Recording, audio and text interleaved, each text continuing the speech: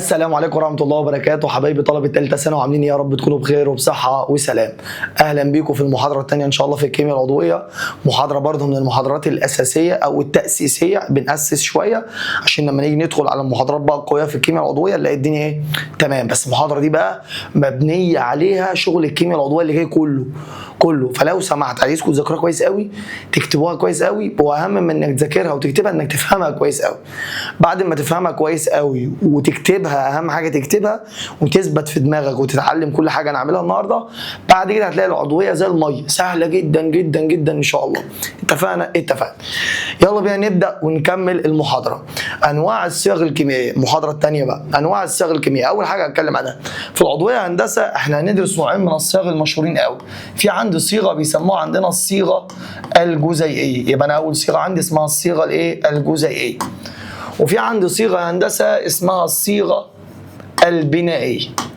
يبقى انا عندي كام نوع من الصيغ؟ اتنين، صيغه جزيئيه وصيغه بنائيه. تمام، دول من اشهر صيغتين هنشتغل بيهم ان شاء الله باذن الله. مستر لو سمحت عايز افرق ما بينهم، انا هسالكم سؤال وحضراتكم بتردوا عليا. هو انا لو قلت مثلا C4H10، الصيغه اللي انت شايفها دي بيسموها عندنا في الكيمياء العضويه اسمها صيغه جزيئيه. بسالك وانت حضرتك باصص كده وبترد عليا، هو الصيغه دي عرفت لك نوع الذرات؟ كربون وهيدروجين. طب هل عرفت لك عددهم؟ 4 كربون و10 هيدروجين. طب هل عرفت لك هم ازاي مرتبطين ببعض؟ لا للاسف.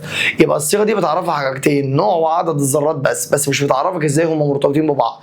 فلما اجي اعرف الصيغه الجزيئيه بقول هي صيغه تعبر عن نوع وعدد الذرات، تمام، لكل عنصر في المركب. ده تعريف الصيغه يا هندسه الجزيئيه. يبقى الصيغه دي بتعرفك النوع والعدد بس. طب انا يا مستر لو عايز اعرف هم ازاي مرتبطين ببعض، هخش على الصيغه اسمها الصيغه الايه؟ البنائيه. هنا بقى هرسم.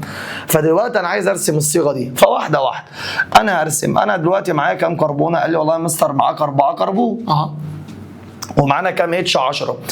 اول حاجه لما تيجي ترسم ببدا بالكربون الاول. بعد ما بترسم الكربون ما ترسمش الاتش، حط الروابط الاول، وبعد ما تحط الروابط كمل الاتشات. فانا دلوقتي رسمت 4 كربون، بعد الكربون هكمل الروابط. الكربون دي عامله واحده يبقى ناقص لها كام رابطه؟ 3. دي عامله 2 يبقى ناقص لها 2، دي برضه ناقص لها 2، ودي برضه ناقص لها كام؟ 3. وبعد كده هكمل الاتشات، ادي 1 2 3 4 5 6 7 8 9 10. هتلاقيهم مظبوطين. حلو قوي، دي اسمها الصيغه البنائيه.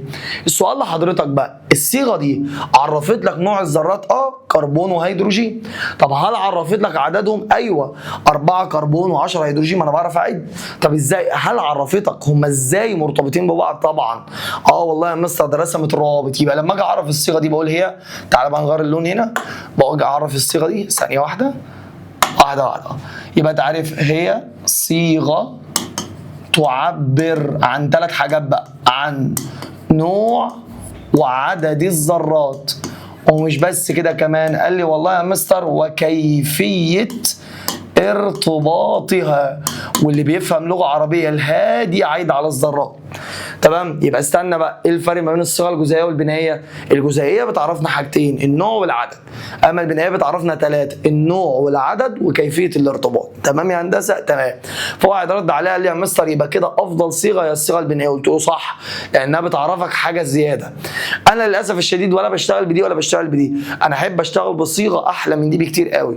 فانا هخش على صيغه ثانيه اسمها الصيغه البنائيه المكثفه. استنى بقى، يبقى انا لازم افرق ما بين حاجتين.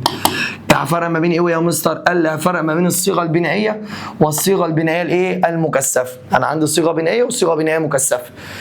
طب ايه الفرق ما بينهم؟ ركز وهتفهمني واحده واحده وانا معاك بسم الله الرحمن الرحيم. بص يا هندسه، لو انا عايز ارسم الصيغه ده بس بنائيه مكثفه، تعالى نرسم. هرسم 4 سي، ادي 1 ثانيه واحده، هرسم 4 سي، ادي 1 ادي 2 ادي 3 ادي 4. حلو قوي. بعد كده هسألك سؤال حلو، هو انت لما بتيجي تقول هنا، انا كنت بقول لك دي كربونه، كنت بتقول عامله رابطه، كنت بتقول اصلها كام؟ 3 روابط. لا انا مش عايزك تقول كده بقى. لو الكربونه عامله رابطه، بدل ما تقول اصلها 3 روابط قول اصلها 3 اتشات. ليه؟ ما هو الاتش بتعمل رابطه واحده. تمام؟ يعني مثلا عايز افهم، صلي على النبي، الكربونه دي عامله كام رابطه؟ واحده. بدل ما تقول ناقص لها 3 روابط قول ناقص لها 3 اتشات. هي حتى لو ركزت هتلاقي كربونها عامله حواليها 3 اتشات، ادي 1 ادي 2 ادي 3. والكربونه انا بقى كثفتها، يعني دخلت الاتشات جوه كمان مره. الكربونه دي عامله كام رابطه؟ 2 يبقى ناقص اتشيتين كده. الكربونه دي عامله رابطتين يبقى ناقص اتشيتين. الكربونه دي عامله رابطه يبقى ناقص 3. دي اسمها صيغه بنائيه مكثفه. بدل ما تقول ناقص لها كذا رابطه قول ناقص لها كذا اتش. هي ما الاتش برابطه بس، سهله. حلو قوي. يبقى انا كده فهمت الفرق ما بين الصيغه الجزيئيه والبنائيه المكثفه. في صيغه بقى رابعه خالص، ودي صيغه خطيره ومهمه وهتلاقيها في اسئله كتير قوي في معظم الكتب، اسمها الصيغه المكثفه. خد بالك بقى عشان ربنا يكرمنا. يبقى انا عندي صيغه اسمها الصيغه الايه بقى؟ المكثفه. فواحد قال لي يا مستر عايزين نفهم، قلت له صلي على النبي. يبقى احنا هنفرق ما بين البنائيه والبنائيه المكثفه والمكثفه. ركز، المكثفه دي شايف الصيغه اللي انا كاتبها دي؟ تمام؟ باجي اشوف اللي نفس الشكل واشوفه هو متكرر كم مره، بس شرط لازم يكون ورا بعض، واحطه في قوس واكتب عدده بالراحه. اقرا كده معايا. اول حاجه دي اسمها CH3، كتبت CH3. تاني حاجه دي اسمها CH2، متكرره كم مره؟ مرتين. قال لي اكتب واحده بس وافتح قوس واكتب عددهم اللي هم 2، وبعد كده في الاخر اكتب CH3. انا عارف ان جه في دماغك سؤال دلوقتي. ايه السؤال؟ طب ليه يا مستر حضرتك ما حطيتش CH3 في قوس وحطيت تحتها 2 زي دي؟ قال لك ما لازم يكونوا ورا بعض. لو ركزت هتلاقي ده وده ورا بعض، اما ده وده ده في الاول وده في الاخر، مش ورا بعض. فهمتني؟ اظن الموضوع سهل. ثانيه واحده بس كده، صلى على النبي. يبقى انا كده الصيغ اللي معانا كام صيغه؟ 4 مهمين قوي. يبقى صيغه جزئيه، وفي صيغه بنائيه، وفي صيغه بنائيه مكثفه، وفي صيغه اسمها الصيغه المكثفه. لازم تبقى عارف الفرق ما بينهم. في صيغه بقى زياده اسمها الصيغه الاوليه، بس دي مش تهمني قوي، بس هقولها لك عشان ربنا يبقى يكرمنا كده. بص يا هندسه، الصيغه الاوليه دي قال لي ابسط صوره للصيغه الجزيئيه. ابسط صوره للصيغه مين؟ الجزيئيه. فواحد قال لي يا مستر مش فاهم، صلى على النبي. لو انا مثلا قلت لك C5H10 تعرف تختصر؟ قال لي والله يا مستر بالعقل والمنطق اقسم مثلا على ال5، ف5 على 5 فيها ال1، 10 على 5 فيها ال2. اللي فوق دي بقى بيسموها عندنا جزيئيه، اما الصغننه البسيطه منها اسمها الاوليه. شوف سهله ازاي؟ طب انا لو جبت لك مثلا لو قلت لك مثلا زي اللي انا عاملها فوق C4H10، شوف يقبلوا الاسم على كام؟ يقبلوا الاسم على الاثنين، 4 على الاثنين فيها الاثنين، 10 على الاثنين فيها الخمسه. الكبيره دي اسمها جزيئيه والصغيره دي اسمها اوليه. طب بقى تعالى نلعب معاك لعبه حلوه. لو انا جبت لك مثلا C3H8 هتقول لي يا مستر دي ما تقبلش الاسم، يعني لو قسمتها على حاجه مش هتيجي، صح؟ فساعتها يا دكاتره هقول ان الصيغه الاوليه هي نفسها الجزيئيه. اذا لو قبلت الاسم الصغيره نقول عليها اوليه والكبيره جزيئيه، ما قبلتش الاسم يبقى الاوليه هي نفسها جزيئيه. اذا الصيغ اللي عندنا بقى ان شاء الله في العضويه 5 صيغ، بس اشهر صيغتين او اشهر 3 ده وده وده، والمكثفه برضه تعتبر مهمه. الباقي يعني الاوليه دي مش هتيجي معانا كتير يعني، او مش ممكن ما ندرسهاش اساسا. فبسم الله. تاني يبقى الصيغه الجزيئيه، ايه الفرق بين الجزيئيه والبنائيه؟ الجزيئيه بتعرفك النوع والعدد، اما البنائيه النوع والعدد وكيفيه الارتباط. في حاجه اسمها بنائيه مكثفه. البنائيه المكثفه دي بعملها ازاي؟ بشوف اللي شبه بعض بس لازم يكونوا ورا بعض واحطه في قوس واكتب تحته عدده. وفي عندي دي الصيغه المكثفه. اما الصيغه الاوليه قلنا لك هي ابسط صوره ومش هنتكلم عنها تاني. تعالى بس انا عايز اديك تدريب كده اشوفك كده هتبدع معايا ولا لا، واحده واحده ونصلي على النبي.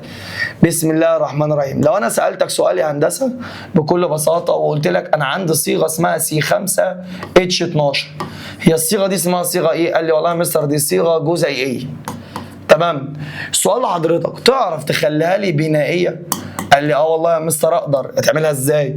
قال لي بنائيه يعني نرسم، فانا رسمت 5C. في مشكله؟ قال لي لا. بعد كده قال لي المستر بكمل الروابط، دي ناقص لها 3، دي ناقص لها 2، دي ناقص لها 2، دي ناقص لها 2، ودي ناقص لها يا هندسه 3. بعد كده بكمل باتشات. يلا بينا، انا لازم يكون الاتشات 12. ادي 1، ادي 2، ادي 3، انا معاك بالراحه، 4 5 6 7 8 9 10 11 12. مظبوطه؟ مظبوط. اسمها الصيغه الايه بقى؟ البنائيه. لو قلت لطالب ذاك انا عايز اخليها بنائيه بس مكثفه، قال لي سهله يا مستر، ركز. السي الاولى ماسكه في 3 اتشات يبقى سي اتش 3، السي الثانيه ماسكه في اتشاتين يبقى سي اتش 2، سي اتش 2، سي اتش 2، وفي الاخر يا هندسه سي اتش 3. خلاص انت ايدك اتعودت عليها، خلاص الدنيا هتبقى سهله. طب انا بقى عايز اخليها مكثفه، قال لي سهله، سي اتش 3. يلا السي اتش 2 دي متكرره كام مره؟ قال لي 3 مرات، يبقى اقول معلش دي سي اتش 3، يبقى اقول سي اتش 2 باي 3. جدع، سي اتش 3. تاني بقى هسالك سؤال وانت قاعد كده بتسمعني، ليه ما حطيتش السي اتش 3 دي في قوس زي دي؟ عشان مش ورا بعض، لازم يكون ورا بعض، ده وده وده ورا بعضهم. خد بالك من الحته دي.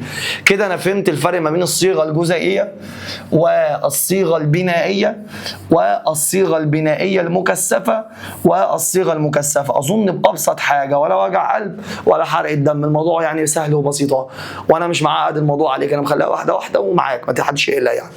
نصلي على النبي. هندرس بقى حاجه ربنا يستر عليك منها لانها مش صعبه، هي تقيله حبتين، ولو فهمتها اضمن لك انك هتقفل الكيمياء العضويه، لان دي يعتبر اعلى حاجه في الكيمياء العضويه تقريبا، فحاول بقى تركز معايا.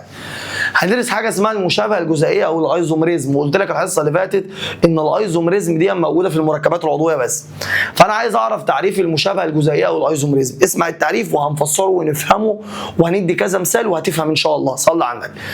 اولا المشابهه الجزيئيه او الايزومريزم قال لي هي ظاهره، تعريفها بقى، هي ظاهره اتفاق عدة مركبات، يعني كذا مركب اتفقوا في ايه؟ قال لي والله يا مستر لو بنفهم اسمها المشابهة الجزيئية، يبقى هي ظاهرة اتفاق، تمام، عدة مركبات في الصيغة الجزيئية. الصيغة يا هندسة الجزيئية، واختلافها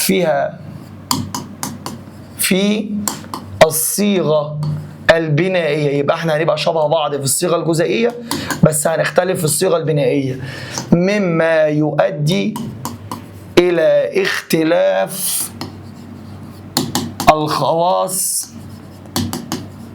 الفيزيائية والكيميائية. ده التعريف، هنفهمه واحدة واحدة ما تقلقش يعني، تمام، بس انا عايز اركز على شويه حاجات كده خد بالك منها.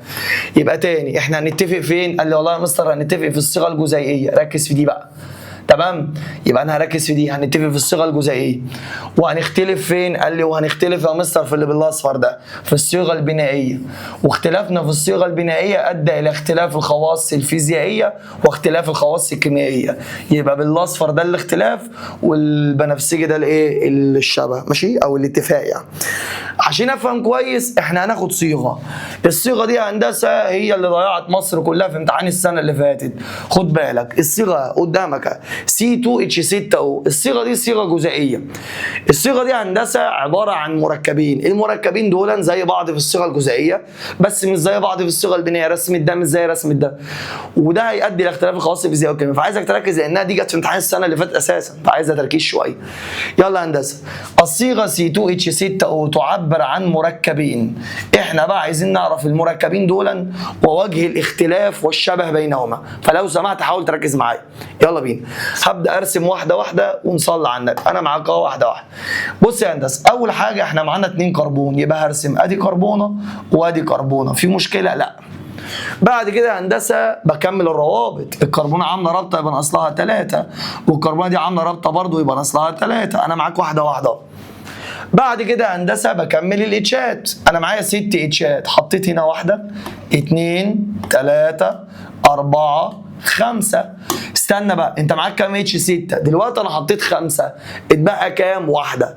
فكر كده الاول، احط الاو بعدها الاتش دي ولا احط الاتش وبعدها الاو؟ الذكي قال لي والله يا مستر لا، حط الاو وبعد كده الاتش قلت له ليه؟ قال لي عشان يبقى الاو عامل رابطه ثنائيه والاتش عامل رابطه احاديه. طب واحد فكر العكس، قال لي يا مستر طب ليه ما ينفعش احط الاتش وبعد كده الاو؟ قلت له ده غلط. ليه؟ لان الاتش هنا عامله رابطه ثنائيه وده غلط، الاتش بتعمل رابطه واحده. فان الصح ان انا احط الاو وبعد كده الاتش. خد بالك بقى من الحته دي. تمام؟ يبقى انا هحط يا هندسه الاو وبعد كده هندسه الاتش. المركب ده عايزين نحفظ اسمه. المركب ده هندسه اسمه الكحول الايثيلي. كمان مره، يبقى المركب ده اسمه ايه هندسه؟ الكحول الايثيلي. وليه اسم تاني بيسموه عندنا الايثانول. تمام؟ يبقى المركب الاولاني اسمه ايه هندسه؟ قال لي والله اسمه الكحول الايثيلي او الايثانول. تعالى ناخد قاعده هنا بقى خطيره خطيره خطيره خطيره ليوم الدين. بص يا دكتور، اي حاجه في الكيمياء العضويه هتلاقي فيها ايه؟ او اتش تتبع عيله اسمها عيله الكحولات. هنقولها بقى 95 مره لان ده اهم درس في المنهج، مش في العضويه، في المنهج درس كحولات، ده اكبر درس بيجي في الامتحان اساسا. تاني، اي حاجه احفظ بقى معايا وانت قاعد بقى كتير بقى واقعد رددها كتير. اي حاجه فيها او اتش يبقى عيله الكحولات، الكحولات فيها او اتش يبقى الاو اتش بيميزها عيله الكحولات. تحفظها صم. يبقى اي كحول عندنا فيه او اتش، الكحول ده اسمه الكحول الايثيلي. تمام؟ ممكن ارسم مركب تاني؟ هرسمه ازاي ده بقى يا مستر؟ اللي صلى على النبي. بص يا هندسه، اولا احنا هنجيب كربونه كده وهجيب كربونه، ما انا معايا 2 كربونات وحطيت رابطه ما بينهم. الكربونه دي عامله رابطه يبقى ناقص لها 3، والكربونه دي عامله رابطه يبقى ناقص لها برده كام؟ 3.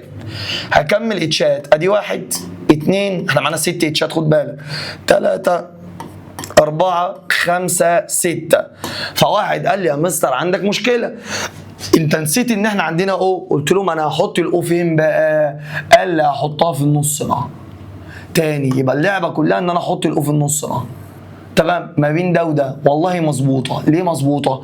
اولا الكربونه دي عامله 4 روابط والكربونه دي برضو عامله 4 روابط والاو عامله رابطتين والدنيا مظبوطه.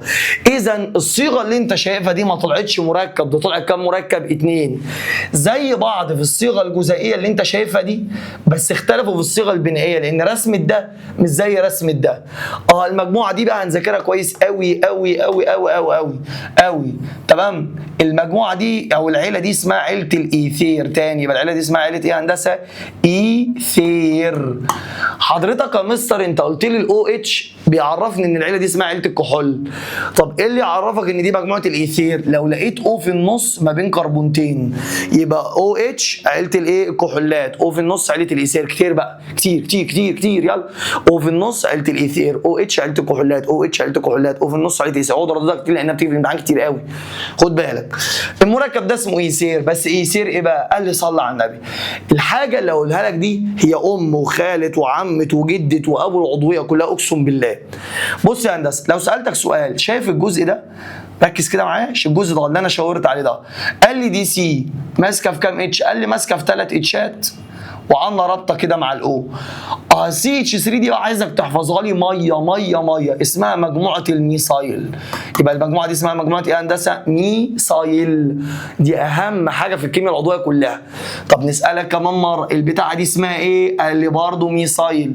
يبقى انت عندك هنا ميثايل، تمام، وعندك هنا هندسه ميثايل. يبقى المركب اسمه ايه؟ قال لي ايثير ثنائي الميثايل. تصدق بالله ده الاسم يا مستر بيعبر عن المركب. قلت له ازاي؟ قال لي والله يا مستر ايثير يعني او في النص، ثنائي ميثايل يعني سي اتش 3 يمين وسي اتش 3 شمال. ما هو ميثايل اللمادي اهو، ميثايل اللمادي. اذا الصيغه سي 2 اتش 6 او تعبر عن كم مركب في العضويه؟ 2، يا اما كحول يا اما ايثير، كحول ايثيلي او ايثير ثنائي الميثايل. الكحول بيميزوا مجموعه اسمها او اتش، اما الايثير بيميزوا مجموعه اسمها او في النص. وتعلمت دي لان دي خطيب، بقول لك ام العضويه كلها، انت هتقولها اكتر من اسمك بجد. السي اتش 3 اسمها مجموعه الميثايل، فذاكرها كويس. ماشي يا مستر، انا كده فهمت اول حته في التعريف، هي ظاهره اتفاق عده مركبات. ده مركب وده مركب، اتفقوا في الصيغه الجزيئيه. يعني ايه الصيغه الجزيئيه؟ يعني عندهم نفس السيهات، نفس عدد الاتشات، نفس عدد الاوات، بس اختلفوا في الصيغه يا هندسه البنائيه. يعني رسمه ده مش زي رسمه ده، الراجل ده عنده او اتش، ده عنده او في النص، ده حاجه وده حاجه ثانيه خالص، ده كحولي وده ايثير. انا لحد هنا فاهم. عايزين بقى نكمل. قال لي مما يؤدي الى اختلاف الخواص مين؟ الفيزيائيه والكيميائيه. ما تيجي نفهم الخواص الفيزيائيه والكيميائيه ونصلي على النبي. بسم الله. تعالى اول حاجه نبدا بها هندسه وهي الخواص الفيزيائيه. معلش احنا نزلنا نجيبها لك تانية. الخواص الفيزيائية، صلوا بينا على النبي. بص يا هندسة، الخواص الفيزيائية أنا هتكلم أول حاجة يا هندسة عن، اللهم صل على سيدنا محمد، الانصهار. وبعد ما اتكلم عن الانصهار هنتكلم عن الغليان. والارقام اللي هقولها دي يا هندسه للاطلاع فقط، يعني هي مش عليك، يعني ما تحفظهاش، انا بس بفهمك منها. تمام، يلا نكتب الارقام واحده واحده ونصلي على النبي واحده واحده. انا معاك اهو. ناخد مثلا اللون ده احمر، يلا بينا. كحول يا اسيل انت بتنصهر عند كام؟ قال لي انا بنصهر عند سالب 117.3 درجه. يا ايثير ثنائي الميثايل قال لي انا بنصهر عند سالب 138 درجه. السؤال، هل هم شبه بعض في درجه الانصهار؟ لا. طب لو بتفهم، هو مين اعلى؟ الكحول. سالب 117 اكبر من سالب 138. ماشي. طب يلا اتكلمنا عن الغليان. يا كحول انت بتغلي عند كام؟ قال لي انا بغلي عند 78.5 درجه. يا ايثير انت بتغلي عند كام؟ قال لي انا بغلي عند سالب 29.5 درجه. السؤال مين لحضرتك مين اكبر؟ لا، الاكبر هو الكحول. خد بالك كده، هم في الخواص الفيزيائيه زي بعض ولا مختلفين؟ لا مختلفين، ما ده برقم وده برقم. خد بالك كده، انا فهمت الخواص الفيزيائيه. تعالى كلمنا يا مستر بعد كده على الخواص الكيميائيه. خلي بالك بقى عشان الحاجات دي مهمه قوي. في الخواص الكيميائيه قال لي والله يا مستر هنضيف صوديوم، هكتب لك باضافه حته صوديوم ان ايه اللي هيحصل؟ قال لي الكحول والله بيتفاعل مع الصوديوم. قال لي الكحول اللي بيتفاعل مع الصوديوم ويتصاعد غاز الهيدروجين، اما الايثير للاسف الشديد لا يتفاعل مع الصوديوم. خد بالك بقى، يبقى مين اللي بيتفاعل مع الصوديوم؟ الكحول. يبقى الكحول كسب في كل حاجه. انا عارف بتسال سؤال دلوقتي، هو ليه الكحول بيتفاعل مع الصوديوم؟ ما تصلي على النبي. بص يا هندسه، شايف الكحول؟ انا قلت لك الكحول بيميزه مجموعه اسمها الاو اتش. الرابطه اللي ما بين الاو والاتش ده دي رابطه ضعيفه جدا. لا، الرابطه دي رابطه ضعيفه جدا. الصوديوم لما بيجي يتفاعل مع الكحول بيدخل يكسر الرابطه، ولما يكسر الرابطه بيطرد الهيدروجين بره وهو بيمسك في الاو. خد بالك بقى من الحته دي. يبقى الكحول، وعلى فكره الرابطه ما بين الاو والاتش بتبقى طويله جدا. ليه؟ لو بتفهم صلي على النبي. الاو والاتش الفرق في السالبيه بينهم كبير جدا. الاو اعلى في السالبيه، فالاكسجينه بتشد الرابطه ناحيتها، فالرابطه لما بتتشد بتطول كانها استك بيطول كده. السؤال كده، هو الرابطه لما تبقى طويله تسهل كسرها ولا اصعب كسرها؟ تبقى سهله جدا. يعني انا جبت لك عصايه طويله بتقدر تكسرها بسرعه، نفس الفكره. الصوديوم الرابطه هنا طويله فبيدخل يكسرها ويطرد الهيدروجين بره ويحل محله. اما هنا للاسف بص، الاو ماسكه في السي، والرابطه اللي ما بين الاو والسي رابطه قصيره جدا جدا جدا جدا يصعب كسرها، فالصوديوم ما يعرفش يكسرها. حتى الرابطه اللي ما بين السي والاتش برضه صعب كسرها، تخيل، لانها قصيره جدا. فخد بالك، يبقى الصوديوم بيتفاعل مع الكحول عشان يسهل كسر الرابطه اللي ما بين الاو والاتش، اما الصوديوم لا يتفاعل مع الايثيل لصعوبه كسر الرابطه. خد بالك من الحاجات دي عشان مهمه، هندرسها قدام بس لما بنعرف معلومه دلوقتي وندرسها بعد كده بتثبت اكتر في دماغنا. خد بالك منها. اذا انا عايز بقى افرق ما بين مين ومين؟ الكحول والايثير. يلا، الكحول بيميزوا مجموعه اسمها او اتش، اما الايثير او في النص. الاثنين شبه بعض في الصيغه الجزيئيه بس مختلفين في الصيغه البنائيه. دي بيسموها عندنا ايزومران، ده المصطلح بيسموه عندنا ايزومرات. متشابهات في الصيغه ومختلفات في صيغه، متشابهين في الصيغه الجزيئيه ومختلفين في الصيغه البنائيه. هل هم شبه بعض في الخواص الفيزيائيه؟ لا والله، درجه غليان وانصهار الكحول مش زي الايثير، ده اعلى منه. طب هل هم متشابهين في الخواص الكيميائيه؟ برضه لا، لان الصوديوم اعلى بيتفاعل مع الكحول وما بيتفاعلش مع الايثير. اذا الايزومرات لو انا فهمت اللي انا قلته هنا هفهم التعريف. يبقى هي ظاهره اتفاق عده مركبات، ادي المركب وادي المركب شبه بعض في الصيغه الجزيئيه بس اختلفوا في الصيغه البنائيه، وده ادى الى اختلاف الخواص الفيزيائيه والخواص الكيميائيه. واظن التعريف جميل وسهل، بس دي مهمه لانها تقريبا ما بتخرجش من الامتحان، فعايزك تذاكرها كويس قوي. الفرق بين الكحول والايثير، الفرق بين الكحول والايثير، او اتش او في النص، وذاكرها كويس قوي. اتفقنا. صلي بينا على النبي. تعالوا بقى هندسه نخش على تدريب كده على الايزومرات عشان نفهمها اكتر. صلي على النبي. الراجل بيقول لك اكتب ايزومرات الصيغه C4H10. انا هغششك حاجه عقبال لما تاخد درس اسمه الالكانات وهتفهم كل حاجه. الصيغه دي هندسه عباره عن مركبين. انا عايز اعرف المركبين دول. صلي على النبي. فالدكتور بتاعي فكر، قال لي اول حاجه انا هرسم 4 سي. قلت له جدع، ادي 1 2 3 4، في مشكله؟ قال لي لا. بعد كده قال لي انا هكمل الاتشات. قلت له جدع والله. بص، دي عامله رابطه يبقى اصلها 3 اتشات، دي عامله رابطتين يبقى اصلها اتشيتين، دي عامله رابطتين يبقى اصلها اتشيتين، دي عامله رابطه يبقى اصلها 3. ده المركب الاولاني، في مشكله؟ قال لي لا، اي حد ماشي في الشارع يعمله. اللعبه كلها بقى في المركب الثاني. هسالك سؤال، هي السلسله دي لو انت فاكر الحصه اللي فاتت كانوا بيسموها عندنا سلسله ايه؟ مستمره. لو انت عايز تجيب مركب كمان تبدا تحول السلسله من كونها مستمره الى سلسله متفرعه، ودي اعملها ازاي؟ بص يا هندسه، اسالك سؤال، هي السلسله اللي انت شايفها قدامك دي فيها كام كربونه؟ قال لي 4. لو انت عايز تجيب مركب كمان اسمع اللي انا اقول عليه، قصر السلسله، يعني شيل كربونه واعمل تفرع تاني. يبقى نعمل ايه؟ يلا اقصر السلسله واعمل تفرع، او اقصر السلسله وندخل في النص. كتير بقى، اقصر السلسله وندخل في النص. يعني ايه معناها يا مستر؟ قال لي صلي على النبي، السلسله دي فيها كام كربونه؟ 4. انت رسمت 4، قصر يعني بدل ما هم 4 خليهم 3، يبقى 1 2 3. طب بالراحه، انت كام معاك كام سي؟ قال لي 4. انا خليتهم كام؟ 3. كده يتبقى كام؟ 1. قلت لك قصر السلسله وندخل في النص. كده انا حولتها من سلسله مستمره لسلسله متفرعه. ما يجيش واحد يغلط ويقول لي يا مستر لو سمحت لو سمحت ما ينفعش نحط الكربون هنا. قلت له غلط. ليه؟ لان دي مستمره واحنا عايزين نحولها من مستمره لمتفرعه، وبعدين دي هي دي، لما تاخد التسميه هتعرف ان دي هي دي. فيبقى تاني بنسمع كلام بقى المستر قال ايه؟ قصر السلسله وندخل في النص. كده انا حولت السلسله من مستمره لسلسله متفرعه. طب ما تيجي نكمل الاتشات، يلا بسم الله. دي ناقص لها كام اتش؟ قال لي 3.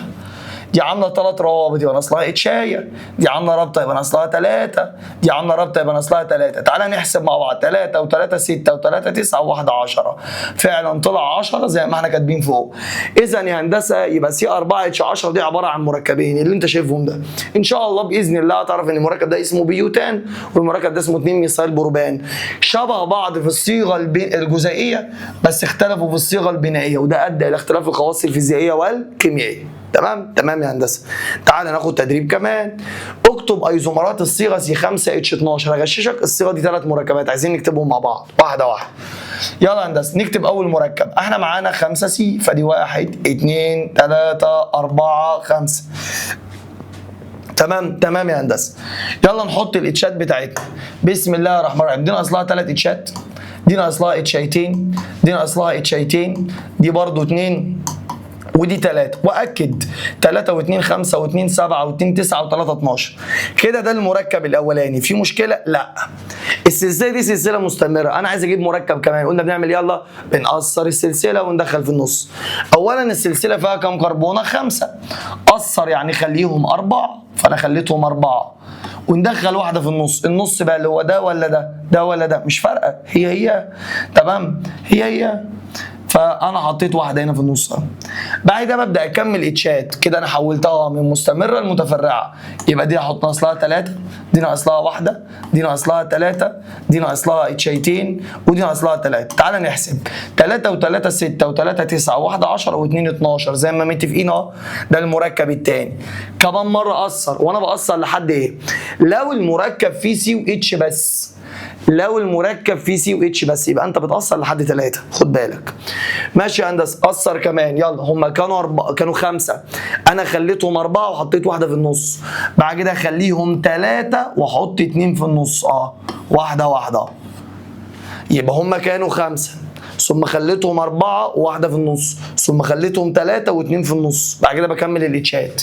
يلا بينا نكمل الاتشات. دي ناقص لها 3 اتشات، ودي ناقص لها 3 اتشات، ودي ناقص لها 3 اتشات، ودي ناقص لها 3 اتشات، واللي في النص طبعا ما ناقصلهاش حاجه. 3 و3 6 و3 9 و3 12. كده اتظبطت يا هندسه؟ اتظبطت يا مستر وفل و24 قراط. اذا الصيغه سي 5 اتش 12 عباره عن 3 مركبات. ال3 مركبات قدامك 5، بعد كده 4 واحده في النص، ثم 3 و2 في النص. واقصى تقصير يعني اقل تقصير لو في 5 قصدي لو في سي واتش بس يبقى 3، اخرنا 3. ماشي. ده كده مستر الايزومرات. تعالى بقى هندسه نخش على الجزء الاهم بقى في النهارده بقى، او في محاضره النهارده، وهو تصنيف المركبات العضويه. وربنا يسترها عليك لان الجزء ده مهم جدا جدا جدا جدا فوق ما تتخيل. بص يا هندسه، تصنف المركبات العضويه الى عائلتين كبار جدا جدا جدا جدا جدا جدا فوق ما تتخيل. اول عيله هندسه بيسموها عندنا عيله الهيدروكربونات. تاني يبقى اول عيله اسمها ايه؟ الهيدروكربونات. والهيدروكربونات هقول لك دلوقتي يعني ايه. والعيله الثانيه اسمها مشتقات الهيدروكربونات. يبقى ايه العائلتين بتوع العضويه؟ يلا اسمع، هيدروكربونات وحاجه اسمها، الجزء ده مهم بقى بغباء، مهم جدا. يبقى المركبات العضويه تنقسم الى عائلتين كبار قوي، حاجه اسمها الهيدروكربونات وحاجه هندسه اسمها مشتقات الهيدروكربونات. فواحد قال لي يا مستر لو سمحت انا عايز افهم الفرق ما بينهم، قال لي صلي على النبي. الهيدروكربونات يا هندسه قال لي بتبقى عباره عن سي واتش بس، يبقى الهيدروكربونات سي واتش فقط.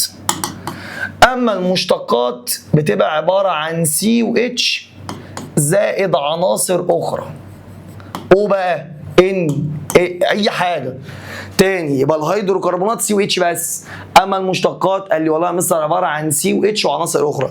يعني اديك مثال، لو انا قلت سي 2 اتش 6 ولو قلت سي 2 اتش 6 او، ايه الفرق ما بينهم؟ هتقول لي والله يا مستر الاولاني اسمه هيدروكربون. طب ليه هيدروكربون؟ عشان فيه سي واتش بس. اما التاني يقول عليه بقى مشتق هيدروكربون. طب ليه بيسموه مشتق؟ عشان فيه سي واتش وحاجه زياده اللي هي الاو. فهمتني؟ تمام يا مستر. تمام يا هندسه، كده خلصنا الحته دي. يبقى اكبر عيلتين في الكيمياء كلها الهيدروكربونات ومشتقات الهيدروكربونات، وبالرغم ان دروس المشتقات اصغر، يعني هما تقريبا 4 دروس والهيدروكربونات اكتر، ولكن دي بتيجي كتير في الامتحان، دي بتيجي اكتر، يعني دي عليها تقريبا يجي 18 19 درجه في الامتحان بجد. دي مشتقات. الهيدروكربونات دي عليها درجات اقل، بس الفكره في ايه بقى؟ الفكره ان دي هي اللي بتجيب دي، فلو دي وقعت دي هتقع. طب لو دي سليمه مليون في المية دي اتفهمت ان شاء الله. فلو سمحت احنا دلوقتي هنركن دي خلاص بقى، المشتقات دي هتتركن بعدين بقى في اخر العضويه. احنا دلوقتي هندرس الهيدروكربونات ده، فانا عايز بقى تركز معايا فيها قوي. فهمتني؟ يبقى انا قسمت العيلتين هيدروكربونات ومشتقات. انا هركن بقى المشتقات خالص بعدين. هدرس دلوقتي الهيدروكربونات اللي هي ده، لما ادرسها كويس وافهمها ان شاء الله باذن الله افهم المشتقات. يلا بينا. قال لي بسم الله الرحمن الرحيم. تنقسم المشتقات يا هندسه الى عيلتين كبار، او انا اسف الهيدروكربونات ده الى عيلتين كبار قوي، هنذاكرهم كويس قوي. في عندي يا هندسه هيدروكربونات بيسموها عندنا هيدروكربونات أليفاتية، وعندنا دكاتره هيدروكربونات بيسموها عندنا هيدروكربونات أروماتية. تاني يبقى الهيدروكربونات نوعين، أليفاتية وأروماتية. الهيدروكربونات الأليفاتية، أليفاتية جايه من كلمة فات، وفات دي بتدل على إن في دهون، صح؟ يبقى أليفاتية دي موجودة في الدهون. اما الاروماتيه قال لي اروماتيك باللاتين يعني عطري، فهي موجوده في العطور. يبقى تاني الهيدروكربونات عيلتين كبار قوي، هيدروكربونات اليفاتيه وهيدروكربونات اروماتيه. اليفاتيه موجوده في الدهون واروماتيه موجوده في العطور، فذاكرهم كويس قوي. انا هركن الاروماتيه دلوقتي وهركز على مين؟ على الاليفاتيه. ركز، انا بقسم واخد اللماتي وانا باصص على الشاشه على اليمين. ماشي، انا هدرس الاليفاتيه فحاول تركز معايا لو سمحت. بسم الله. تنقسم الهيدروكربونات الاليفاتيه الى عيلتين كبار قوي قوي، فعايزين نذاكرهم. في هيدروكربونات اليفاتيه مفتوحه السلسله، وفي عندنا هيدروكربونات اليفاتيه حلقيه. تمام. يبقى انا عندي هيدروكربونات اليفاتيه مفتوحه السلسله، وهيدروكربونات اليفاتيه حلقيه. ركز بقى، عيد معاك التقسيمه كمان مره. يلا يا هندسه. يبقى المركبات العضويه عيلتين كبار قوي، حاجه اسمها الهيدروكربونات وحاجه اسمها المشتقات. انا هركن المشتقات وهدرس الهيدروكربونات ده. الهيدروكربونات تنقسم الى جزئين، هيدروكربونات اليفاتيه وهيدروكربونات اروماتيه. انا بقى هركن الاروماتيه وهدرس الاليفاتيه. الاليفاتيه في منها جزئين، مفتوحه السلسله وحلقيه. تعال نبدا واحده واحده. يلا بينا نبدا باول حاجه الهيدروكربونات الاليفاتيه مفتوحه السلسله. قال لي دي بقى مستر 3 عائلات، عيله الروابط الاحاديه وعيله الروابط الثنائيه وعيله الروابط الثلاثيه. انا هدرس الاول عيله الروابط الاحاديه، وبعد كده عيله الروابط الثنائيه، وبعد كده عيله الروابط الثلاثيه، وبعد ما اخلصهم معلش وبعد ما اخلصهم هدرس المركبات الحلقيه. فانا هدرس 4 حاجات دلوقتي، وان شاء الله بعد ما اخلص دي ودي ودي ودي هكلمك على الأروماتية دي كمان شويه. فحاول تركز معايا عشان ربنا يكرمنا ان شاء الله. صلوا على النبي. واحده واحده هندسه وانا معاك مفيش مشكله. نبدا اول حاجه عيله روابط مين يا هندسه؟ الاحاديه. حاول معايا. لو انا جبت يا هندسه كربونه، ينفع اسالك سؤال؟ هي الكربونه بتعمل كام رابطه؟ قال 4 روابط. هكمل ب اتش لان انا بدرس الهيدروكربونات اللي هي عباره عن سي واتش بس. دي صيغه بنائيه صح؟ انت لسه شارحها لي فوق. عايز اخليها جزيئيه يبقى تقول سي اتش 4. طب يلا يا هندسه بسم الله. طب انا عايز اجيب 2 سي، قلت له مفيش مشكله وحطيت رابطه احاديه. والله دي عامله رابطه يبقى ناقص لها 3 ودي ناقص لها 3 واكمل باتشات لان انا بدرس الهيدروكربونات اللي عباره عن سي واتش بس.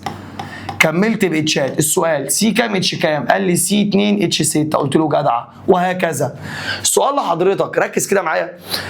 العيله الاولى اللي انت شايفها قدامك دي تتبع قانون عام هنذاكره مع بعض. القانون ده هيتذاكر كويس قوي وهو سي ان اتش 2 ان زائد 2. واحد قال لي يا مستر مش فاهم. قال لي خد بالك حيث ان دي تمثل عدد ذرات الكربون. تاني بقى ان ايه يا دكاتره؟ عدد ذرات الكربون. ما اناش فاهم يا مستر. قلت له صلي على النبي. وعدد ذرات الكربون هنا كام؟ قال لي 1. اعوض معايا يلا. 2 في 1 ب 2 زائد 2 4. شكرا. طب يلا ان هنا عدد ذرات الكربون بكام؟ ب 2. عوض معايا في الاتشات يلا. 2 في 2 ب 4 زائد 2 6. طب وليه مصعبها على نفسك يا مستر؟ قول معايا الجمله اللي هقولها لك دي. العيله الاولى بضاعف وازود 2. كمان مره العيله الاولى بضاعف وازود 2. هكتبها لك والله. يبقى العيله الاولى بعمل ايه؟ الضعف زائد 2. في مشكله؟ لا خد بالك بعمل الحته دي. يبقى انا بضاعف وازود 2. يعني ايه بضاعف وازود 2؟ يعني انا هنا معايا كام كربونه؟ واحده. الواحد ضعفه 2 زائد 2 4. معانا هنا كام كربونه؟ 2. الاثنين ضعف 4 زائد 2 6 وهكذا. يبقى بضاعف. طب لو سي 3 ضاعف تبقى 6 زائد 2 8 وهكذا. يبقى سي 3 اتش 8. يبقى انا بضاعف وازود 2. دي اول عيله. هذه العيله هندسه بيسموها عندنا عيله الالكانات. تاني بيسموها عندنا عيله ايه هندسه؟ الكانات. ومفرد الكانات الكان. خد بالك بقى من الحته دي. دي اول عيله، عيله الروابط الاحاديه. طب تعالى نتكلم بعد كده على عيله الروابط مين؟ الثنائيه. لو انا جبت كربونه، ينفع كربونه تعمل مع الاتش رابطه ثنائيه؟ غلط. واحد يقول لي هات غلط برضه لان انا بتكلم في الهيدروكربونات مش المشتقات. خد بالك. امال غصب عنك؟ قال لي غصب عني هجيب سي كمان. غصب عنك. طب تعالى نكمل. انا معايا رابطتين يبقى ناقص لي رابطتين. طب هنا عامله رابطتين يبقى ناقص لها 2. كمل باتشات. ادي 1 2 3 4. لو قلت لك الراجل ده صيغته ايه هتقول لي سي 2 اتش 4. قلت له جدع. طب يلا ناخد واحده كمان. لو انا جبت سي وبعد كده جبت سي وبعد كده جبت سي، انت ليك الحق انك تحط رابطه الثنائيه مره واحده بس. تمام؟ ما عندكش اكتر من كده. يعني احط رابطه الثنائيه مره واحده بس ما تزودش. انك تحط رابطتين ثنائيه دي مش عليك في المنهج. خد بالك. هنا دي عامله رابطه يبقى ناقص لها 3. كملها بتشات. دي عامله 3 يبقى ناقص لها 1. دي عامله 2 يبقى ناقص لها كام يا هندسه؟ قال لي ناقص لها 2. صلي على النبي. اذا يا هندسه لو سالتك الراجل ده سي كام اتش كام؟ قال لي سي 3 اتش 6. سي 3 اتش 6. العيله اللي انت شايفها دي تتبع قانون. عايزين نكتبه مع بعض. ايه بقى القانون العام؟ قال لي والله لو بنفهم سي ان اتش 2 ان بضاعف بس. بضاعف بس. لاحظ الضعف. صح والله يا مستر. صدق. الاثنين ضعفها 4، الثلاثه ضعفها 6 وهكذا. العيله دي عندنا في الكيمياء هندسه العضويه بيسموها عندنا عيله الالكينات. تاني بيسموها عندنا عيله الالكينات. ومفرد الكينات الكين. يبقى العيله الاولى اسمها الكان، العيله الثانيه اسمها الكين. الكان الكين الكان الكين. الضعف زائد 2 والضعف. الضعف زائد 2 الضعف. احفظ معايا عشان الحاجات دي مهمه قوي قوي قوي. تمام يا هندسه؟ تمام يا مستر. نخش بقى دكاتره على عيله الروابط الثلاثيه. بص يا هندسه. اولا انا هجيب كربونه. ما ينفعش كربونه تمسك مع الاتش برابطه ثلاثيه. فغصب عننا لازم نعمل ايه؟ قال لي والله مثلا لازم تجيب سي كمان. فاحط رابطه ثلاثيه. اذا قبل ما اكمل لازم انبهك على حاجه. العيله الاولى بتبدا من كربونه واحده. العيله الثانيه بتبدا من كربونتين. العيله الثالثه بتبدا برضو من كربونتين. خد بالك من الحته دي. والله يا مستر الكربونه دي عامله 3 روابط يبقى ناقص لها اتشايه، والكربونه دي عامله 3 روابط يبقى ناقص لها اتشايه، يبقى سي كام اتش كام؟ قال لي سي 2 اتش 2. جدع. طب تعالى نجرب يلا. ام ايه؟ ام 3 سي. يبقى 1 2 3. قلت انك تحط رابطه الثلاثيه او الثنائيه مره واحده. السي هنا عامله 3 روابط يبقى ناقص لها اتشايه. السي هنا عامله 4 روابط ما ناقصلهاش حاجه. السي هنا عامله رابطه يبقى ناقص لها كام؟ قال لي والله يا مستر ناقص لها 3. ادي اتش وادي 2 وادي 3. بقى معانا 1 2 3 4. يبقى سي 3 اتش 4. العيله دي تتبع قانون هنذاكره مع بعض بقى كويس قوي. ايه القانون اللي هنا؟ قال لي والله يا مستر سي ان اتش 2 ان ناقص 2. بعمل ايه هنا؟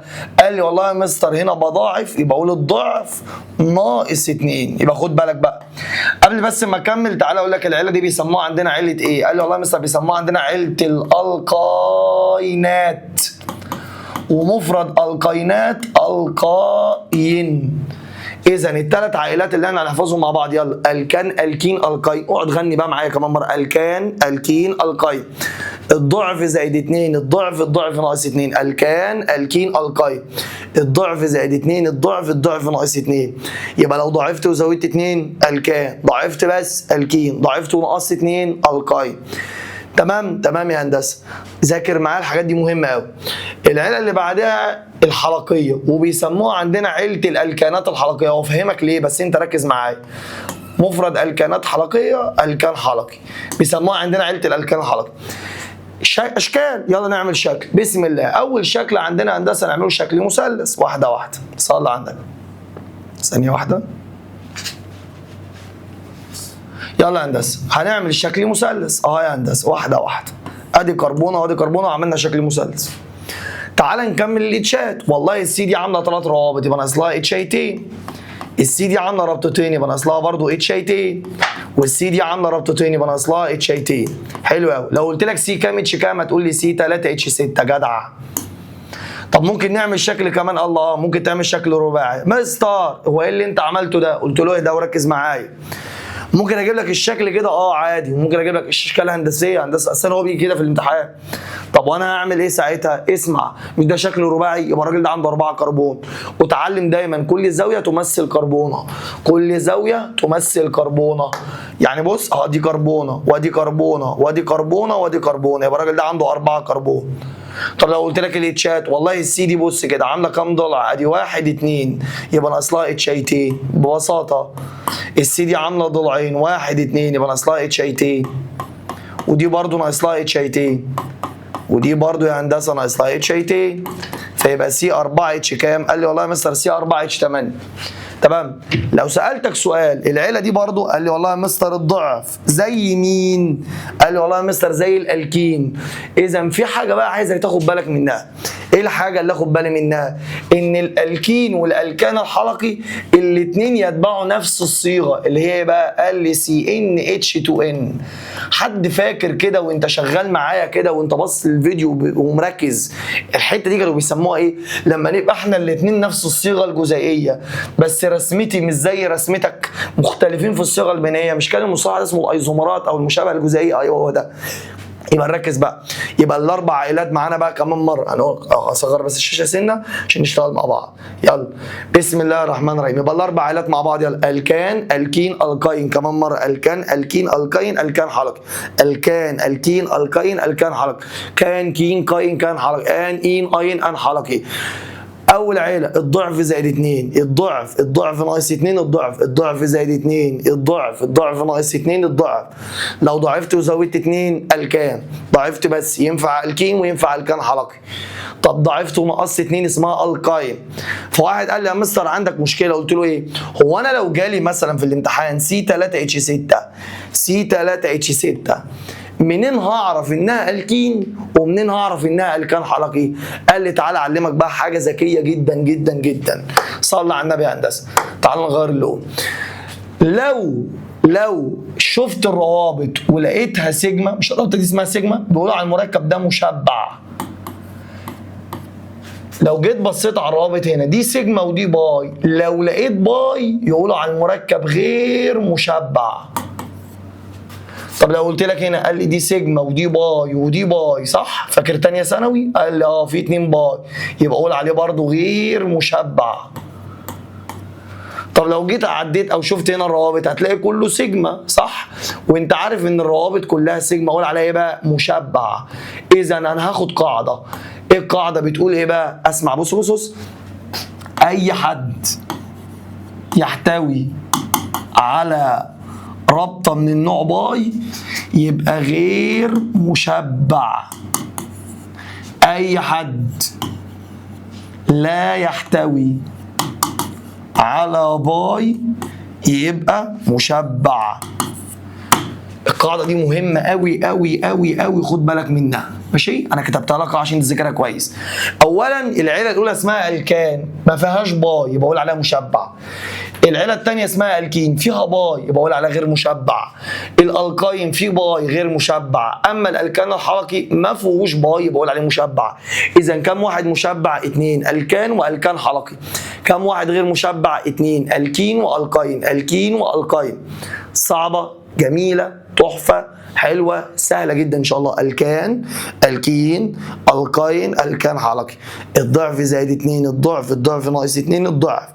كان، كين، قاين، كان حلقي. ان، ان، اين، ان حلقي. اي حاجه انطق، المهم الموضوع سهل ان شاء الله. صلى على النبي. اول عيله مشبع عشان ما فيهاش باي. الالكين غير مشبع عشان فيه باي. الالقاين غير مشبع عشان فيه باي.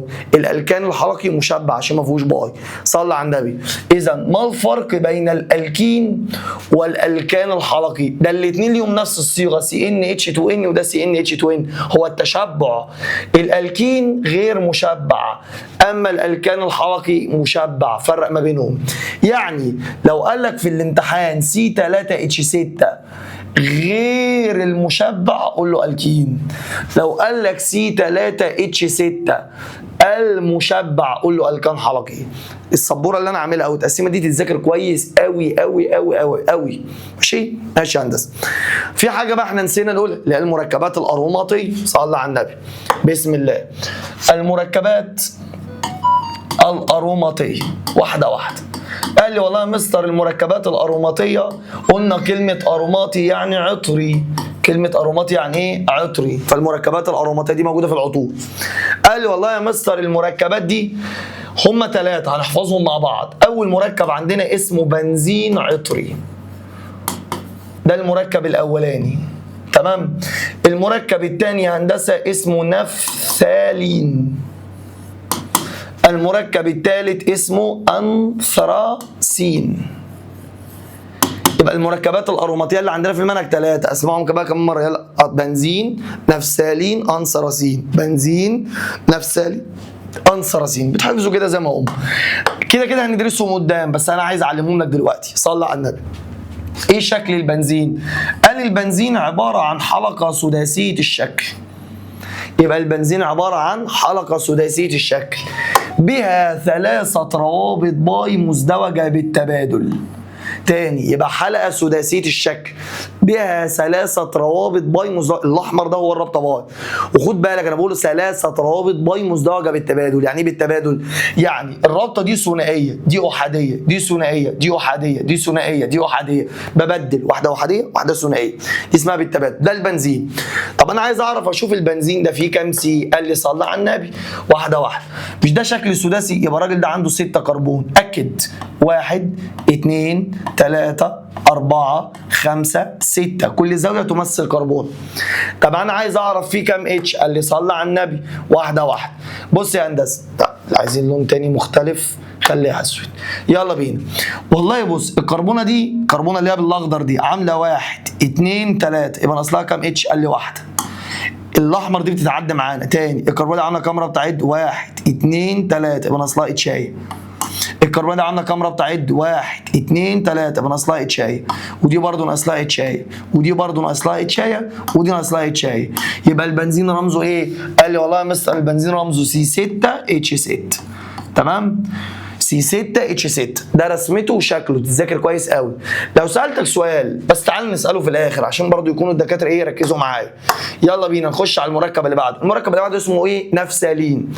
قال لي النفسالين، قال لي عباره عن حلقتي بنزين، عباره عن حلقتي بنزين مشتركان في ضلع واحد. ده شكله حلقتين بنزين مشتركان في نفس الضلع اهو. طب تعالى نحط باي، يلا بنحطها ازاي؟ قلنا واحده ونسيب واحده، واحده ونسيب واحده اه. دي عامله اعمل ايه في دي؟ اسيبها، اخش على دي واسيب دي واخش على دي. في مشكله؟ ده الشكل اهو.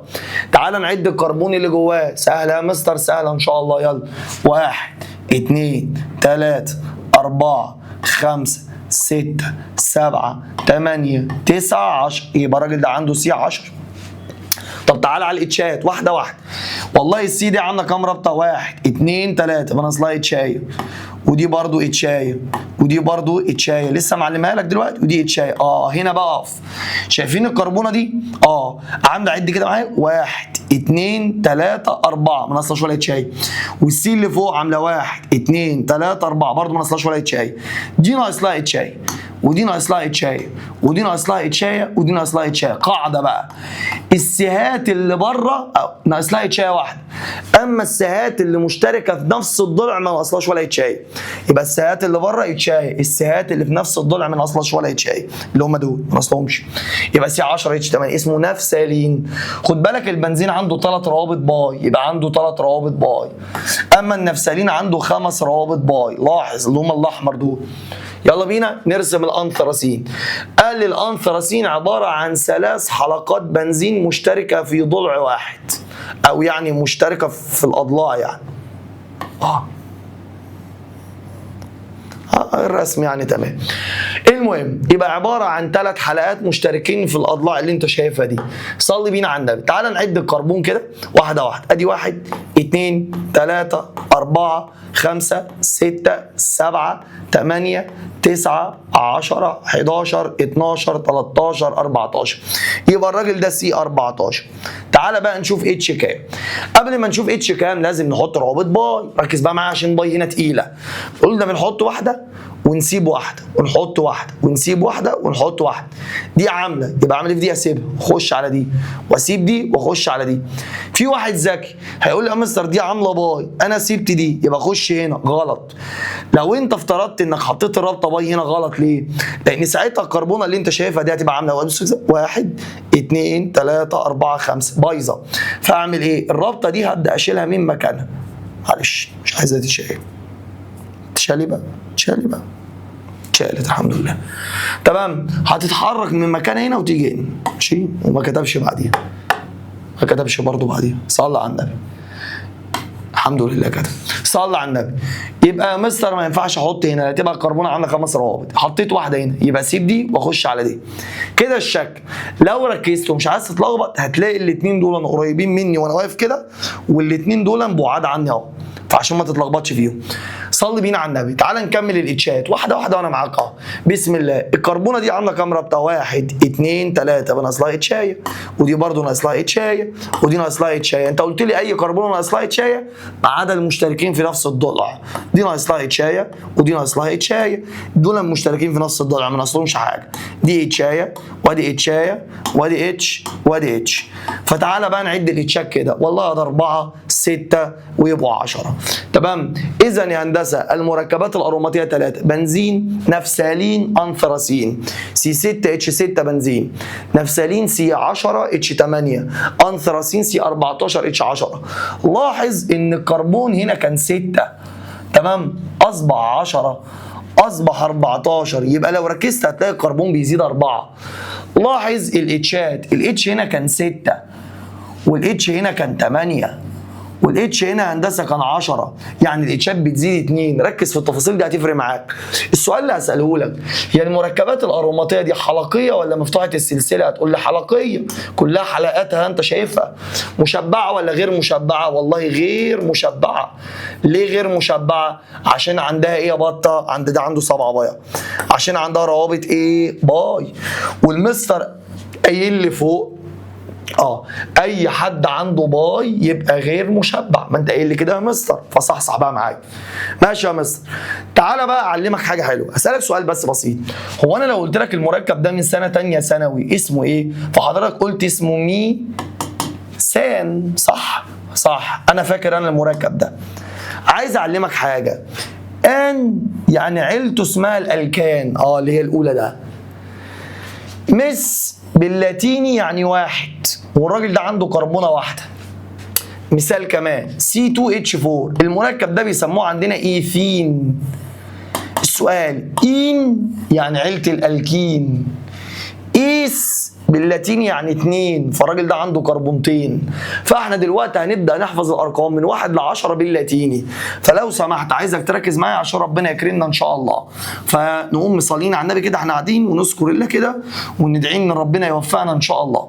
فنبدأ بسم الله الرحمن الرحيم، واحدة واحدة وأنا معاك، واحدة واحدة وأنا معاك. بسم الله الرحمن الرحيم. غير لي بس اللون ده، خلينا ازرق واحمر ونشتغل. اول حاجه عدد ذرات الكربون. قال لي والله يا مستر لو عدد ذرات الكربون 1 وممكن يبقى عدد ذرات الكربون 2 وممكن يبقى 3 وممكن يبقى 4 وممكن يبقى 5 وممكن يبقى 6 وممكن يبقى 7 وممكن يبقى 8 ونعلى شويه وممكن يبقى 9 وممكن يبقى كام 10. واحدة واحدة. أنا هحفظ الأرقام من كام لكام؟ من 1 ل 10. صح بقى معايا عشان نحفظه. قال لي 1 باللاتيني اسمه مث، يبقى 1 اسمه إيه؟ مث. 2 اسمها اس. 3 يعني بروب. 4 يعني بيوت. 5 يعني بنت. هقف وهنقول اول 5 مع بعض. يلا مس اس بروب بيوت بنت. كمان مره قول معايا كتير. يلا مس اس بروب بيوت بنت. اجين يلا مس اس بروب بيوت بنت. حلوه. طب تعالى على الستة. 6 اسمها هيكس. 7 اسمها هبت. يبقى اول 7 مع بعض. يلا مس اس بروب بيوت بنت هيكس هبت. اجين يلا مس اس بروب بيوت بنت هيكس هبت. سامعك قول. يلا مس اس بروب بيوت بنت هيكس هبت. 8 اسمها اوكت. 9 اسمها نون. 10 اسمها ديك. نقولهم بقى مع بعض ال10 يلا كمان مره. مس اس بروب بيوت بنت هيكس هبت اوكت نون ديك. اجين يلا قول كتير. يلا مس اس بروب بيوت بنت هيكس هبت اوكت نون ديك. 20 مره انا معاك. يلا مس اس بروب بيوت بنت هيكس هبت اوكت نون ديك. ال10 ارقام يلا كمان مره. مس اس بروب بيوت بنت هيكس هبت اوكت نون ديك. حلوه. هتزود لكل حد ان يديك الالكان. ان الكين، اين الكاين، وان يبقى ان حلقي. تعال نمشيها واحده واحده. صلي على النبي. لو انا قلت ميس حط له كلمه ان يبقى ميثان. طب يلا بينا. ما ينفعش هنا ولا ينفع هنا ولا ينفع هنا. واحد ذكي قال لي ليه يا مستر ما ينفعش؟ افتكر انا قايل لك الالكين بيبدا من كام كربونه؟ 2. اما الالكاين بيبدا من 2. اما الالكان الحلقي بيبدا من 3. اما الالكان بيبدا من 1. فاللي ينفع واحده، احنا بنتكلم على واحد اهو، اللي ينفع واحده هو الالكان بس. خد بالك وفرق. صلي على النبي. يلا بينا شغال يا هندسه. يلا ايثان حط له كلمه ان. يلا ايثين شطور. يلا ايثاين. حلوه دي. مفيش عشان بتبدا من 3 وانا دلوقتي بتكلم على الاثنين.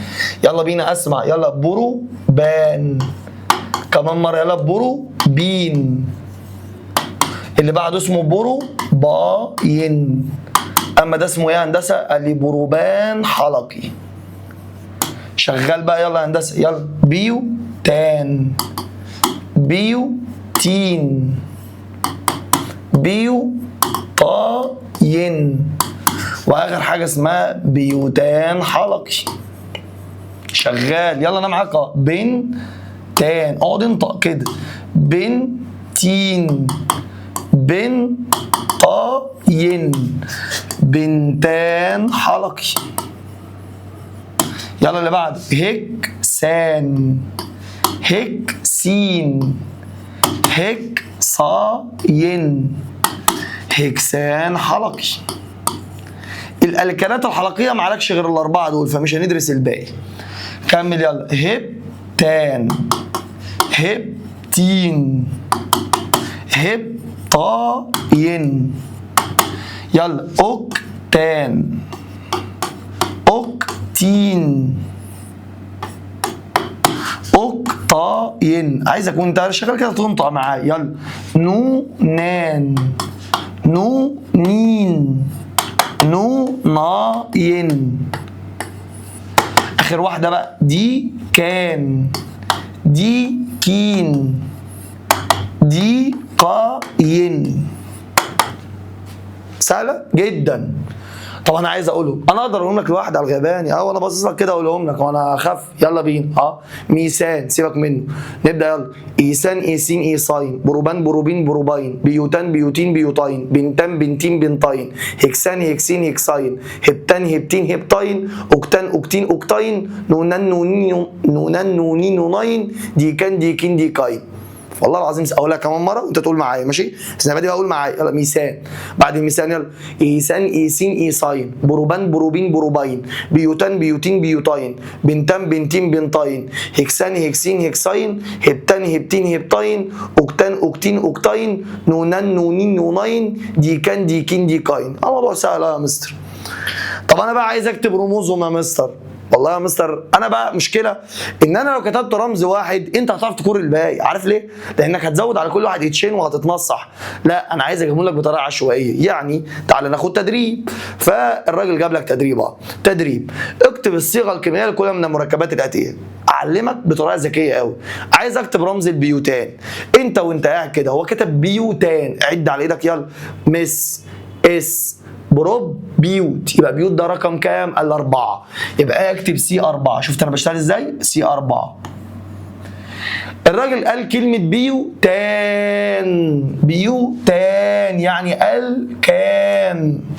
حافظ قاعدة الالكان، الضعف زائد 2. يلا. 4 ضعيفها تبقى 8 زائد 2 10. يبقى سي 4 اتش 10. كمان مرة، أنا معاك كمان مرة. يلا خش لي على بعد كده. أوكتان. واحدة واحدة. أوكت. يلا عد على إيدك. يلا. مس، اس، بروب، بيوت، بنت، هكس، هبت، أوكت. أوكت يعني كام؟ 8. يبقى أكتب سي 8. أوكتان يبقى الكان. يلا. الالكان بنعمل ايه؟ بنضاعف ونزود 2. ال8 ضعفها كام؟ 16 زائد 2 18. حلوة دي. طب يلا هنا عايز اكتب رمز الهبتين. عد على ايدك. يلا. مس، اس، بروب، بيوت، بنت، هكس، هبت. يبقى هبت يعني كام؟ 7. يبقى اكتب سي 7. هبتين يعني الكين، والمستر محفظنا الالكين الضعف، يبقى سي 7 اتش 14. تشتغل ازاي؟ طب انا عايز اكتب رمز البروبين. يلا عد على ايدك. يلا. مس، اس، بروب. بروب يعني 3. بروبين يعني الكين، والالكين بضاعف بس، يبقى سي 3 اتش 6. حاول هنا بقى. عايز اكتب رمز البروباين. يلا. مس، اس، بروب. بروب يعني كام؟ 3. فهكتب سي 3. بروباين يعني القاين، والالقاين بنضاعف وننقص 2. ال3 ضعفها 6 ناقص 2 4. عايز اكتب رمز الهكساين. عد على ايدك. يلا. مس، اس، بروب، بيوت، بنت، هكس. هكس يعني 6. تمام. هكساين يعني القاين، بضاعف ونقص 2. ال6 ضعفها 12 ناقص 2 10، وهكذا. سهله جدا. اخر حاجه بس عايز انهي بيها حاجه كده بسيطه، لان هحتاجها في المحاضره الجايه، محاضره تسميه. حاجه اسمها الشق الالقايل. بنرمز له يا هندسه بالرمز ار رابطه. هو رمزه كده ار رابطه. قال لي ايه ده؟ ايه بقى شق الالقايل؟ قال لي عباره عن الكان.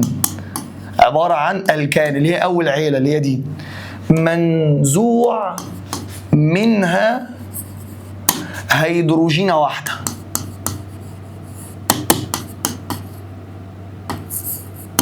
تاني، يبقى عباره عن الكان منزوع منه كام هيدروجينه واحده. مش فاهم. قال لي صلي على النبي. شايف البتاع ده اسمه ايه؟ سي اتش 4. قال لي اسمه ايه؟ قال لي ميثان. شيل منه هيدروجينه كده فبقى اسمه سي اتش 3. طب الاتش دي اعمل فيها ايه؟ اللي اتشالت دي عوضها برابطه، عشان كده بنرمز له ار رابطه. ما هو الهيدروجينه بتعمل رابطايه واحده. اسمه ايه بقى؟ انا فاكره انت قلت لي في اول الحصه كان اسمه ميثايل.